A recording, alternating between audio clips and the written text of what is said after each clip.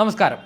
രാഷ്ട്രീയ കേരളം ഒന്നടങ്കം കാത്തിരുന്ന ഒരു ത്രില്ലർ പോരാട്ടത്തിൻ്റെ പരിസമാപ്തി കുറിച്ചിരിക്കുന്നു. പാലക്കാട് നിയമസഭാ മണ്ഡലത്തിൽ നടന്ന ഉപതെരഞ്ഞെടുപ്പിൽ കോൺഗ്രസിൻ്റെ സ്ഥാനാർത്ഥി രാഹുൽ മാങ്കൂട്ടത്തിൽ 18,715 വോട്ടുകൾക്ക് വിജയിച്ചു എന്നുള്ള വാർത്തകളാണ് പാലക്കാട് നിന്ന് ഏറ്റവും അവസാനമായി പുറത്തു വന്നത്.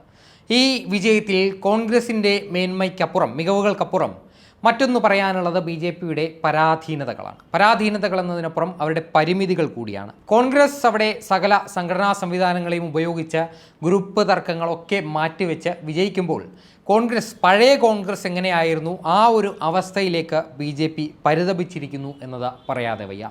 രാജ്യത്തുടനീളം വലിയൊരു BJP തരംഗം, മോദി തരംഗമൊക്കെ നിലനിൽക്കുന്ന സാഹചര്യത്തിലും കേരളത്തിൽ BJPക്ക് എന്താണ് ഒരു മേൽക്കൈ നേടാനാവാതെ പോകുന്നത്? കേരളത്തിൽ എന്തുകൊണ്ടാണ് BJP നാൾക്കുനാൾ താഴേക്ക് പോകുന്നത് എന്ന ചോദ്യത്തിന് ഉത്തരം കൂടി കണ്ടെത്തേണ്ട ഒരവസ്ഥയിലേക്ക് BJPയെ അടിയന്തരമായി എത്തിച്ചിരിക്കുക കൂടിയാണ് ഈ പാലക്കാട്ടത്തെ അന്തിമ ഫലം. കാരണം കഴിഞ്ഞ തവണ 2021 നിയമസഭാ തെരഞ്ഞെടുപ്പിൽ BJP സ്ഥാനാർത്ഥിയായി മത്സരിച്ച ശ്രീധരൻ സമാഹരിച്ചത് 50,000-ലധികം വോട്ടുകളാണ്. ഈ തെരഞ്ഞെടുപ്പിലേക്ക് വന്നാൽ BJPയുടെ പാലക്കാട്ടെ പോസ്റ്റർ ബോയായ, പാലക്കാട്ടെ ഏറ്റവും ജനകീയമായ മുഖം എന്നവർ അവകാശപ്പെടുന്ന കൃഷ്ണകുമാർ അവിടെ നേടിയത് 38,000 വോട്ടുകൾ മാത്രമാണ്. 38,000 ചില്ലാനം വോട്ടുകൾ മാത്രമാണ്. അവിടെ കോൺഗ്രസിൻ്റെ മികവ് എന്ന് പറയുന്നത്, പഴയ കോൺഗ്രസിനെ അപേക്ഷിച്ച് കോൺഗ്രസ് ഒരുപാട് മുന്നോട്ട് പോയി, അവർക്കൊരു വാശി ഉണ്ടായിട്ടുണ്ട്. പഴയ ഗ്രൂപ്പ് തർക്കങ്ങളൊക്കെ മാറ്റിവെച്ച് ഒരുമിച്ച് നിന്നാൽ ഒരുപക്ഷെ അടുത്ത നിയമസഭാ തെരഞ്ഞെടുപ്പിൽ CPMനെ മറിച്ചിട്ടുകൊണ്ട് മറ്റൊരു കോൺഗ്രസ് സർക്കാർ കേരളത്തിൽ കൊണ്ടുവരാമെന്നുള്ള അവർക്ക് തീർച്ചയായും ഒരു വിശ്വാസം അത്തരത്തിലുണ്ട്. അതുകൊണ്ട് തന്നെയാണ് VD സതീശനും അതുപോലെ തന്നെ K സുധാകരനും അടക്കമുള്ള കോൺഗ്രസിൻ്റെ സമുന്നതരായ നേതാക്കൾ പാലക്കാട് തന്നെ ക്യാമ്പ് ചെയ്തുകൊണ്ട് അവരുടെ പ്രചാരണ പ്രവർത്തനങ്ങൾക്കൊക്കെ നേതൃത്വം വഹിച്ചത്. അതോടൊപ്പം തന്നെ പാലക്കാട് ഒരു സ്ഥാനാർത്ഥി മത്സരിക്കുമ്പോൾ, യൂത്ത് കോൺഗ്രസിൻ്റെ ഭാരവാഹിയായ ഒരു സ്ഥാനാർത്ഥി മത്സരിക്കുമ്പോൾ സ്വാഭാവികമായും ആ ഒരു സംഘടനയുടെ കോൺഗ്രസ് എന്ന സംഘടനയുടെ എല്ലാ ദളങ്ങളും അവിടെ വിശ്രമമില്ലാതെ പ്രവർത്തിക്കും. അതിനുള്ള ഫലം കൂടിയാണ് അവർ പാലക്കാട് നിന്ന് നേടുന്ന അന്തിമ വിജയത്തിന് ആധാരം. അതുപോലെ തന്നെ BJPയിലേക്ക് വന്നാൽ BJP ആത്യന്തികമായി ഒരു കോണിൽ കറങ്ങുന്ന പമ്പരം മാത്രമാണ്.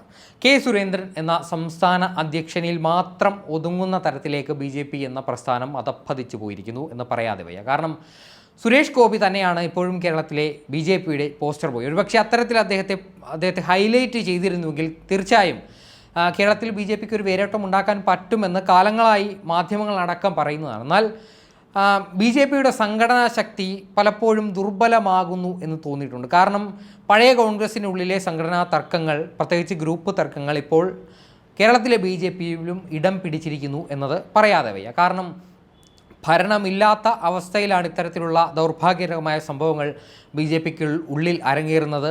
പാലക്കാട് നിയമസഭാ മണ്ഡലത്തിലെ ഒരു സ്ഥാനാർത്ഥി നിർണയ സമയത്തടക്കം ഇത്തരത്തിലുള്ള വലിയ തോതിലുള്ള വാഗ്വാദങ്ങൾ ഉണ്ടായിരുന്നു. പ്രത്യേകിച്ച് BJP ഒരു തെരഞ്ഞെടുപ്പിനെ നേരിടുമ്പോൾ അവിടെ സ്വാഭാവികമായും ദേശീയ തലത്തിലാണെങ്കിലും മറ്റ് സംസ്ഥാനങ്ങളിൽ നടക്കുന്ന തെരഞ്ഞെടുപ്പായി നോക്കിയാലും BJPയുടെ സംഘടനാ സംവിധാനം ശക്തമാണ്. അതുകൊണ്ട് തന്നെ സ്ഥാനാർത്ഥി നിർണയം മറ്റ് പഴികളൊന്നും കേൾക്കാത്ത രീതിയിലാണ് മുന്നോട്ട് പോകുന്നത്. പ്രത്യേകിച്ച് ഒരു സ്ഥാനാർത്ഥിയെ പാർട്ടി തീരുമാനിച്ചാൽ അതിനൊപ്പം നിൽക്കുന്ന പതിവ് തന്നെയാണ് BJPക്ക് എക്കാലത്തും ഉണ്ടായിട്ടുള്ളത്. അതിനൊരു മാറ്റം പാലക്കാട് ഉണ്ടായിട്ടുണ്ട്. കാരണം പാലക്കാട് ആദ്യ അവസരത്തിൽ തന്നെ പാലക്കാട് ജില്ലക്കാരനായ, പാലക്കാട് ഏറ്റവും അധികം സ്വാധീനമുള്ള, പാലക്കാട് മുനിസിപ്പാലിറ്റി ഏറെക്കാലം ഭരിച്ചിരുന്ന കൃഷ്ണകുമാർ എന്ന പാലക്കാട് ജില്ലയിലെ പ്രബലനായ ഒരു നേതാവിനെ സ്ഥാനാർത്ഥിയാക്കാനുള്ള ശ്രമം, അദ്ദേഹം K സുരേന്ദ്രൻ എന്ന സംസ്ഥാന അധ്യക്ഷൻ്റെ ഒരു ഗ്രൂപ്പിൽപ്പെടുന്ന, അദ്ദേഹത്തിൻ്റെ ഔദ്യോഗിക പക്ഷത്തിൽപ്പെടുന്ന സ്ഥാനാർത്ഥിയാണ്. എന്നാൽ ജില്ലയിൽ തന്നെ പ്രബലമായി സന്ദീപ് വാര്യർ ഉണ്ടായിരുന്നു. അതുപോലെ തന്നെ ശോഭാ സുരേന്ദ്രനെ പോലുള്ള ശക്തയായ സ്ത്രീ സ്ഥാനാർത്ഥികളും ഉണ്ടായിരുന്നു. എന്നാൽ അവരെയൊക്കെ മറികടന്നുകൊണ്ടാണ് കൃഷ്ണകുമാർ എന്ന പാലക്കാട് ജില്ലക്കാരനായ BJPയുടെ സംഘടനാ ജനറൽ സെക്രട്ടറിയായ, സംസ്ഥാന സംഘടനാ ജനറൽ സെക്രട്ടറിയായ സ്ഥാനാർത്ഥിയെ തന്നെ BJP രംഗത്തിറക്കുന്നത്. അവിടെ മുതൽ ആരംഭിച്ചു BJPയുടെ പതനം. കാരണം ശോഭാ സുരേന്ദ്രനായിരുന്നു അവിടെ മത്സരിച്ചിരുന്നുവെങ്കിൽ തീർച്ചയായും BJPക്ക് ശക്തമായൊരു മത്സരം തന്നെ അവിടെ കാഴ്ചവെക്കാൻ സാധിക്കുമായിരുന്നു. ഇപ്പോഴുള്ള രാഹുൽ മാങ്കൂട്ടത്തിൽ നേടിയ 18,715 വോട്ടുകളെന്ന വലിയൊരു സംഖ്യയിലേക്ക് ഒരിക്കലും കോൺഗ്രസ് പോകില്ലായിരുന്നു ശോഭാ സുരേന്ദ്രനായിരുന്നു സ്ഥാനാർത്ഥിയെങ്കിൽ. എന്നാൽ അവിടെ കൃഷ്ണകുമാറിനെ സ്ഥാനാർത്ഥിയാക്കി അച്ചടക്കമുള്ള ഒരു പാർട്ടി പ്രവർത്തക എന്ന നിലയിൽ ശോഭാ സുരേന്ദ്രൻ പാർട്ടിയുടെ തീരുമാനങ്ങളോട് വിധേയപ്പെട്ടു. അവർ തെരഞ്ഞെടുപ്പ് പ്രചാരണത്തിലടക്കം നേതൃത്വം വഹിക്കുന്ന തരത്തിലേക്ക് കാര്യങ്ങൾ മാറി. എന്നാൽ സന്ദീപ് വാര്യരെയും അവിടെ പരിഗണിച്ചിരുന്ന ഒരു പേരാണ്. എന്നാൽ സന്ദീപ് വാര്യർ കാലങ്ങളായി BJP-യുടെ സംസ്ഥാന നേതൃത്വത്തോട് ഉടക്കി നിൽക്കുന്ന ഒരാളാണ്. അതുകൊണ്ട് തന്നെ അദ്ദേഹം പ്രചാരണ സമയത്തടക്കം വിട്ടിരുന്നു. ആദ്യഘട്ടത്തിലൊക്കെ BJP-യുടെ വേദികളിൽ സന്ദീപ് വാര്യരെ കണ്ടിരുന്നുവെങ്കിലും പിന്നീട് പതിയെ പതിയെ അദ്ദേഹത്തിൻ്റെ സാന്നിധ്യം മണ്ഡലത്തിൽ ഇല്ലാതായി. അപ്പോൾ തന്നെ BJP ഒരു അപകടം മണത്തു എങ്കിലും സന്ദീപ് വാര്യർ പാർട്ടി വിടുന്നു എന്ന തരത്തിലേക്ക് ഒരു ചിന്ത BJP-ക്ക് ഉണ്ടായില്ല എന്ന് പറയുന്നതിനേക്കാൾ സന്ദീപ് വാര്യരെ പോലുള്ള നേതാക്കൾക്ക് BJP അത്രയധികം പരിഗണന കൊടുത്തിട്ടില്ല. അവർക്ക് ഇപ്പോഴും താല്പര്യം ഈ മേജർ രവിയെയും സിനിമാ താരമായ ദേവനെയും ഒക്കെ പോലെ ഇന്ന് വന്നു കയറിയ നേതാക്കൾക്കാണ്. ഇന്നലെ മുതൽ പാർട്ടിക്ക് വേണ്ടി ഊരും ഉയിരും ഒക്കെ കൊടുത്ത് പ്രവർത്തിച്ച നേതാക്കളെ കാണാതെ ഇന്നലെ വന്നു കയറിയ സിനിമാ താരങ്ങൾക്ക് പ്രാധാന്യം കൊടുക്കുന്ന ഒരു തരത്തിലേക്ക് BJP അധപ്പതിച്ചു എന്ന് പറയാതെ വയ്യ. അത്തരത്തിൽ സംഘടനയുടെ ജനറൽ സെക്രട്ടറി പദത്തിലേക്ക് എത്ര സിനിമാ താരങ്ങളുണ്ടെന്ന് നോക്കണം. മേജർ രവിയൊക്കെ എന്തടിസ്ഥാനത്തിലാണ് BJP-യുടെ നേതൃത്വത്തിലേക്ക് വരുന്നത്? അതുപോലെ തന്നെ ദേവൻ. ഇത്തരത്തിൽ പല കാര്യങ്ങൾ BJP-ക്ക് തിരിച്ചടിയായിട്ടുണ്ട്. അത് പാലക്കാട് രാഷ്ട്രീയത്തിൽ മാത്രമല്ല, കേരളത്തിൽ ഉടനീളം BJP-ക്ക് തിരിച്ചടി ആയേക്കാവുന്ന ഘടകങ്ങളാണ് ഇപ്പോൾ പറയുന്നത്. ഇത്തരത്തിൽ ഒരുപാട് നാൾ പാർട്ടിക്ക് വേണ്ടി ജീവിച്ച, പാർട്ടിക്ക് വേണ്ടി കൊടി പിടിച്ച ഒരുപാട് ആളുകളുണ്ട്. അപ്പോൾ അവർക്കൊന്നും ഈ ടി വിയിലോ സാമൂഹിക മാധ്യമങ്ങളിലോ ഒന്നും ഫേസ് മാർക്കറ്റ് ഉണ്ടാവില്ല. അവർക്കൊന്നും വലിയ സ്വീകാര്യതയുള്ള നേതാക്കളുമാകില്ല, പ്രത്യേകിച്ച് പുറത്തേക്ക്. എന്നാൽ ആ മണ്ഡലത്തിലെ ജനങ്ങൾക്കിടയിൽ ശക്തമായ വേരോട്ടം ഉണ്ടാക്കിയിരിക്കുന്ന സ്ഥാനാർത്ഥികൾ തന്നെയായിരിക്കും ഇവർ. എന്നാൽ ഇവരെയൊക്കെ മറികടന്നുകൊണ്ട് BJP-യുടെ വേദികളിൽ പോലും അനർഹമായൊരു പരിഗണന ഇത്തരത്തിൽ ഇന്ന് വന്നു കയറിയ സിനിമാ താരങ്ങൾക്ക്, പ്രത്യേകിച്ച് ഈ മേജർ രവിയെയും ദേവനെയും പോലുള്ള ഇവർ രണ്ടുപേരും ഒരു ഉദാഹരണങ്ങൾ മാത്രമാണ്. ഇത്തരത്തിലുള്ള നേതാക്കൾക്ക് അമിതമായൊരു പ്രാധാന്യം കൊടുക്കുന്നു എന്ന് തോന്നിയിട്ടുണ്ട്. അത്തരത്തിൽ തന്നെയാണ് ശോഭാ സുരേന്ദ്രൻ ശക്തയായ ഒരു സ്ത്രീ സാന്നിധ്യമാണ്. BJP-ക്ക് കേരളത്തിൽ കിട്ടാവുന്ന ഏറ്റവും ശക്തയായ സ്ത്രീ സാന്നിധ്യമാണ്. അവർ നിന്നയിടത്തെല്ലാം വലിയ രീതിയിലുള്ള വോട്ടുകൾ സമാഹരിച്ച് തന്നെ ശീലമുള്ള ശക്തയായ ഒരു വനിതാ നേതാവാണ് ശോഭാ സുരേന്ദ്രൻ എന്ന കാര്യത്തിൽ യാതൊരു സംശയവുമില്ല. എന്നാൽ ശോഭാ സുരേന്ദ്രനെ അവിടെ നിന്നും മാറ്റി നിർത്തിയതിൽ തുടങ്ങി BJP-യുടെ പതനം. C. കൃഷ്ണകുമാറിലേക്ക് വന്നാൽ C. കൃഷ്ണകുമാർ മുനിസിപ്പാലിറ്റി തെരഞ്ഞെടുപ്പിൽ മത്സരിക്കുന്നു, നിയമസഭാ തെരഞ്ഞെടുപ്പുകളിൽ മത്സരിക്കുന്നു, ലോക്സഭാ തെരഞ്ഞെടുപ്പിൽ മത്സരിക്കുന്നു. അങ്ങനെ പാലക്കാട് ജില്ലയിൽ എന്ത് തെരഞ്ഞെടുപ്പ് വന്നാലും അവിടെ BJP സ്ഥാനാർത്ഥിയായി കൃഷ്ണകുമാർ ഉണ്ടാകും എന്ന കാര്യത്തിൽ യാതൊരു സംശയമില്ല.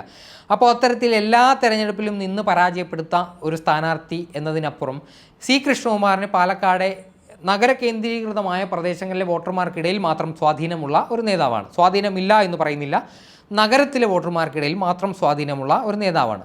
ആ വോട്ടുകൾ പോലും ഇത്തവണ കോൺഗ്രസിന് സമാഹരിക്കാൻ സാധിച്ചു എന്ന് പറയുന്നത് ചില്ലറ കാര്യമില്ല. പ്രത്യേകിച്ച് സന്ദീപ് വാര്യരുടെ വരവ് BJP-ക്ക് ഒന്നും സംഭവിക്കില്ല എന്ന ശുഭാപ്തി വിശ്വാസത്തിൽ തന്നെയായിരുന്നു BJP.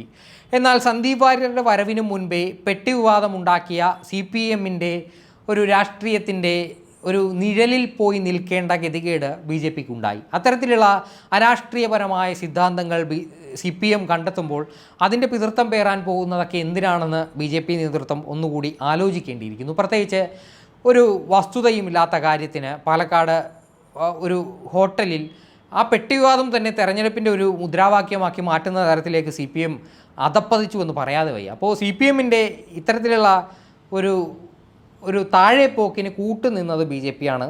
അപ്പോൾ അത്തരത്തിലുള്ള പ്രവർത്തനങ്ങളൊക്കെ BJP-യെ ശക്തമായി പിന്നോട്ടടിച്ചിട്ടുണ്ട് എന്ന് പറയാതെ വയ്യ. അതുപോലെ തന്നെയാണ് സന്ദീപ് വാര്യരുടെ കൊഴിഞ്ഞുപോക്കും. സന്ദീപ് വാര്യർ അതും കോൺഗ്രസിൻ്റെ ഒരു തന്ത്രമായിരുന്നു എന്ന് തന്നെ പറയാം. ആദ്യം സന്ദീപ് വാര്യർ CPM-ലേക്ക് പോകുന്നു എന്ന് പറയുന്നു. അപ്പോൾ CPM-ന്റെ നേതാക്കളെല്ലാം സന്ദീപിനെതിരെ സന്ദീപ് നടത്തിയ വർഗീയ പ്രചാരണങ്ങളെല്ലാം മറന്നുകൊണ്ട് സന്ദീപിനെ വിശുദ്ധനാക്കി പ്രഖ്യാപിക്കുന്നു. തൊട്ടു പിന്നാലെ CPM നേതാക്കളെ പോലും ഞെട്ടിച്ചുകൊണ്ട് സന്ദീപ് വാര്യർ പിറ്റേ ദിവസം കോൺഗ്രസിലേക്ക് അംഗത്വമെടുക്കാൻ പോകുന്നു. തലേ ദിവസം സന്ദീപ് വർഗീയവാദിയല്ല, സന്ദീപ് വിശുദ്ധനാണ് എന്ന് പ്രഖ്യാപിച്ച CPM നേതാക്കൾക്കൊക്കെ തങ്ങളുടെ മുൻകാല നിലപാടുകളിൽ നിന്ന് വിട്ടുവീഴ്ച ചെയ്യേണ്ടി വരുന്നു. അവർ നിലപാടുകളിൽ നിന്ന് മലക്കം മറിയുന്നു, വീണ്ടും സന്ദീപിനെ എതിർത്തു പറയുന്നു. ഇത്തരത്തിലുള്ള കാര്യങ്ങളൊക്കെ ആത്യന്തികമായി ഗുണം ചെയ്തത് കോൺഗ്രസിന് തന്നെയാണ്. അപ്പോൾ ഇത്തരത്തിലുള്ള കുറേ കാര്യങ്ങൾ കോൺഗ്രസ് അവിടെ ചിട്ടയായി നടത്തി. അതോടൊപ്പം തന്നെ സംഘടനാ തലത്തിൽ തന്നെ അവർ ഒത്തൊരുമയോടെ നിന്ന് രാഹുൽ മാങ്കൂട്ടത്തിലിൻ്റെ വിജയത്തിന് വേണ്ടി പ്രവർത്തിച്ചുവെന്ന കാര്യം സംശയമില്ല. അതുപോലെ തന്നെയാണ് CPM-ന്റെ കാര്യം. CPM ഇന്നലെ വന്നു കയറിയ ഒരു അഭയാർത്ഥിക്ക് ചിഹ്നം പോലും കൊടുക്കാതെ അയാളോടൊപ്പം നിന്നു എന്ന് പറയുമ്പോൾ CPM എന്തൊരു അധപ്പതിച്ച പാർട്ടിയാണെന്ന് ആലോചിക്കണം. കോൺഗ്രസ് വിട്ട് ഇന്നലെ വന്നു കയറിയ സരിനെ CPM തങ്ങളുടേതാക്കി അവരോധിച്ചിട്ടുണ്ടെങ്കിൽ അത് കോൺഗ്രസിന് തന്നെയാണ് ആത്യന്തികമായി ഗുണം ചെയ്യുക എന്ന് തിരിച്ചറിയാനുള്ള സാമാന്യ ബോധം പോലുമില്ലാത്ത CPM നേതൃത്വത്തെക്കുറിച്ച് എന്ത് പറയാനാണ്? ഭരണവിരുദ്ധ വികാരമില്ല എന്ന് പറയുന്ന CPM നേതാക്കളോടാണ് ഭരണവിരുദ്ധ വികാരം തീർച്ചയായും പാലക്കാട് മണ്ഡലത്തിൽ ഉണ്ടായിട്ടുണ്ട്, ചേലക്കരയിൽ ഉണ്ടായിട്ടുണ്ട്. പക്ഷേ ചേലക്കരയിൽ മറ്റൊരു തരത്തിലാണ് അദ്ദേഹത്തിൻ്റെ വിജയം ഉണ്ടായിരിക്കുന്നത്. അത് ഒരിക്കലും ഭരണവിരുദ്ധ വികാരമില്ല എന്ന് പറയാൻ പറ്റുന്ന തരത്തിലുള്ള വിജയമല്ല. അതുപോലെ തന്നെയാണ് പാലക്കാട്. എന്തായാലും പാലക്കാട് നിയമസഭാ മണ്ഡലത്തിലെ ഉപതെരഞ്ഞെടുപ്പ് ഫലത്തിൽ കോൺഗ്രസിന് തീർച്ചയായും ആശ്വസിക്കാം. BJPക്ക് തീർച്ചയായും പുനഃപരിശോധിക്കാൻ, തങ്ങളുടെ നിലപാടുകൾ പുനഃപരിശോധിക്കാനുള്ള ഒരു അവസരം കൂടിയാണ്. എന്തായാലും 2026 വരുന്ന തെരഞ്ഞെടുപ്പിലേക്ക് വേണ്ടി സജ്ജമാകാൻ അവർക്കൊരു അവസരം കിട്ടുന്നു. ഈ ചുരുങ്ങിയ കാലം കൊണ്ട് തെറ്റുകൾ തിരുത്തി മുന്നോട്ട് വന്നാൽ തീർച്ചയായും പാലക്കാട് എന്നല്ല കേരളം തന്നെ പിടിക്കുന്ന തരത്തിലേക്ക് BJPക്ക് മുൻപോട്ട് പോകാം എന്ന കാര്യത്തിൽ യാതൊരു സംശയവുമില്ല.